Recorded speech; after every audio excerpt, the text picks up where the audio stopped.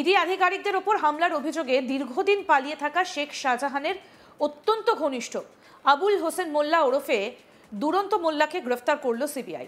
বুধবার তাকে বসিরহাট মহকুমা আদালতে তোলা হয়।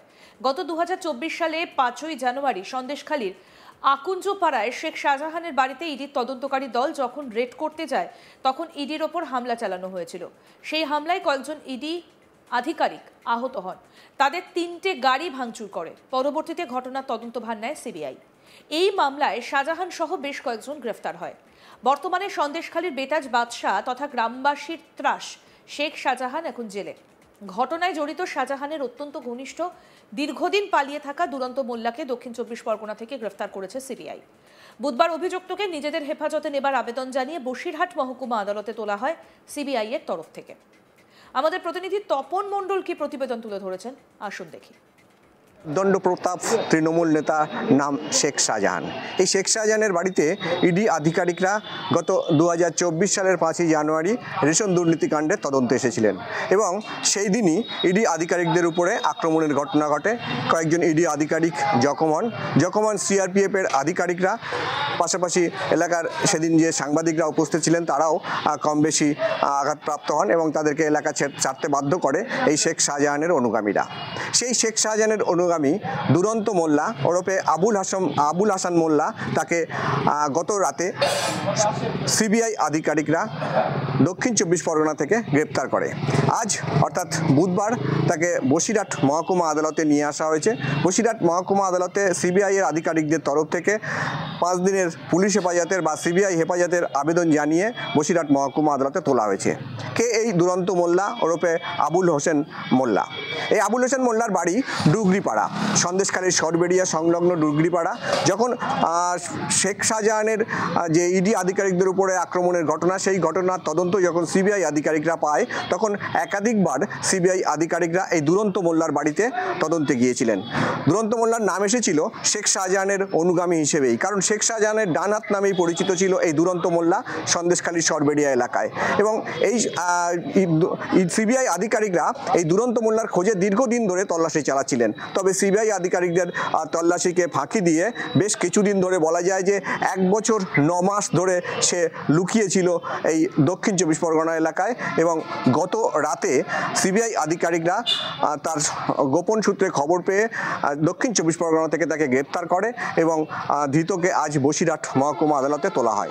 জানা যায় এই দুরন্ত মোল্লা তার যে শেখ শাহজাহানের যে কালো কারনামা, তার মূল কারিগর কিন্তু এই দুরন্ত মোল্লা। অর্থাৎ শেখ শাহজাহানের যে জমি দখল বা তার যে ভেড়ি দখল বা ভেড়ির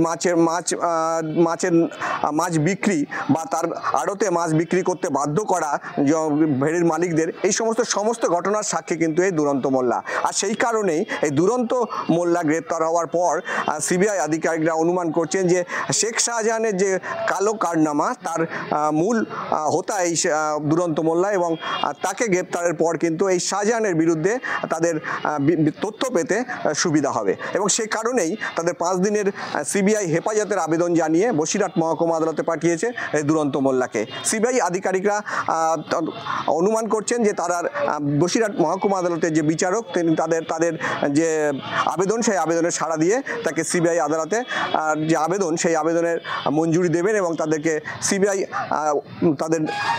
তাদের নিজেদের হেফাজতে নিয়ে এই দুরন্ত মোল্লাকে হেফাজতে নিয়ে কিন্তু জিজ্ঞাসাবাদ শুরু করবে। আপনাদের জানাই, সম্প্রতি রাজ্যের বিরোধী দলনেতা শুভেন্দু অধিকারী অভিযোগ করে বলেন তৃণমূলের লোকজন বিকেলে ক্যামেরা বন্ধ করে 4টে থেকে 6টা পর্যন্ত ভুয়ো ভোট দিত। তৃণমূল বুথ দখল করে। গণতন্ত্র এটা হতে পারে না। এখানেই শেষ নয়, তৃণমূলের কারো মাথার ঠিক নেই বলেও অভিযোগ করেছেন। পূর্ব মেদিনীপুরের কাঁথিতে সাংবাদিকদের মুখোমুখি হয়ে শুভেন্দু অধিকারী বলেন শাহজাহানের বীজ এখনো আছে ওখানে। বসিরহাটের জেলে বসে এসব করাচ্ছে শাহজাহান। এই কারণেই বাংলা থেকে তৃণমূলকে সরাতেই হবে। এসআইআর হবে আর মমতাও হারবে।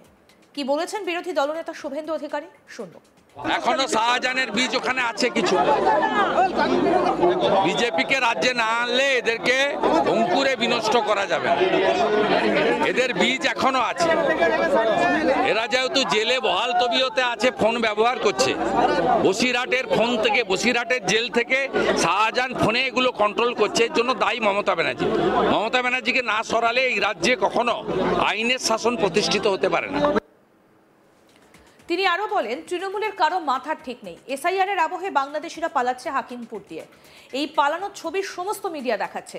এই লোকগুলো চলে গেলে তৃণমূল প্রাক্তন হয়ে যাবে। মিতালি বাগকে জিতিয়েছে ডিএমএসপি। কি বলেছেন শুভেন্দু অধিকারী, সেটাও শুনবো। বিষয়টা হচ্ছে, আমি খুব অনেস্টলি বলবো, এটা ওনার স্লিপ অফ টাং হয়েছে। আমি সবসময় এভাবে বলি না, কিন্তু এদের স্লিপ অফ টাং হওয়াটা স্বাভাবিক, কারণ তৃণমূলের কোনো লোকেরই মাথার ঠিক নেই। এসআইআর, ভুয়া ভোট, মৃত ভোট, আর এত ছবি আপনারা দেখাচ্ছেন। বাংলাদেশি মুসলমানরা পালাচ্ছে, হাকিমপুর দিয়ে পালাচ্ছে, বসিরহাট দিয়ে পালাচ্ছে, পেট্রোপোল দিয়ে পালাচ্ছে। এই যে এত ছবি দেখাচ্ছেন সব চ্যানেল, মানে প্রো মমতা, অ্যান্টি মমতা সব চ্যানেলই দেখাচ্ছেন যে পালাচ্ছে। এইগুলো দেখার পরে বলছে এই লোকগুলো যদি চলে যায় তাহলে প্রাক্তন হব। মিতালি বাগকে তো জিতিয়েছে ডিএম আর এসপি হরি কাউন্টিং হল থেকে মাত্র 6000 ভোটে। মিতালি বাগ তো জেতেনি, ওখানে অরূপকান্তি দিগর জিতেছে।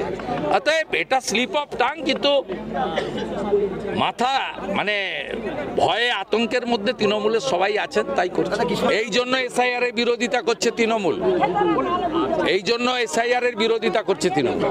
এই 44টা ভোটার উনি নিজে একটা দিতেন, 43টা অন্য লোক, তৃণমূলের লোক গিয়ে দিয়ে আসতেন।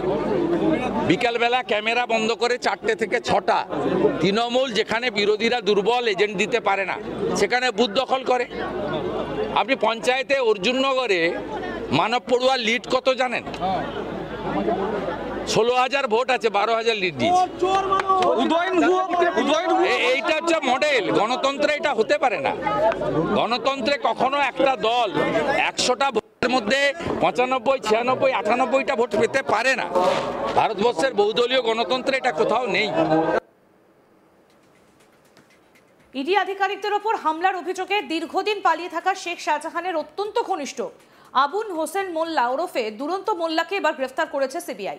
বুধবারই তাকে বসিরহাট মহকুমা আদালতে তোলা হয়। গত 2024 সালের 5ই জানুয়ারি সন্দেশখালীর আকুঞ্জপাড়ার শেখ শাহজাহানের বাড়িতে ইডির তদন্তকারী দল যখন রেড করতে যায়, তখন ইডির ওপর হামলা চালানো হয়েছিল। সেই হামলায় কয়েকজন ইডি আধিকারিক আহতও হয়েছিলেন। তাদের 3টে গাড়িও ভাঙচুর করা হয়। পরবর্তীতে ঘটনার তদন্তভার নেয় সিবিআই। এই মামলায় শাহজাহান সহ বেশ কয়েকজনকে আগেই গ্রেফতার করা হয়েছিল। বর্তমানে সন্দেশখালীর বেতাজ বাদশাহ তথা গ্রামবাসীদের ত্রাস, শেখ শাহজাহান এখন জেলে। ঘটনায় জড়িত শাহজাহানের অত্যন্ত ঘনিষ্ঠ দীর্ঘদিন পালিয়ে থাকা দুরন্ত মোল্লাকে এবার দক্ষিণ 24 পরগনা থেকে গ্রেফতার করেছে সিবিআই।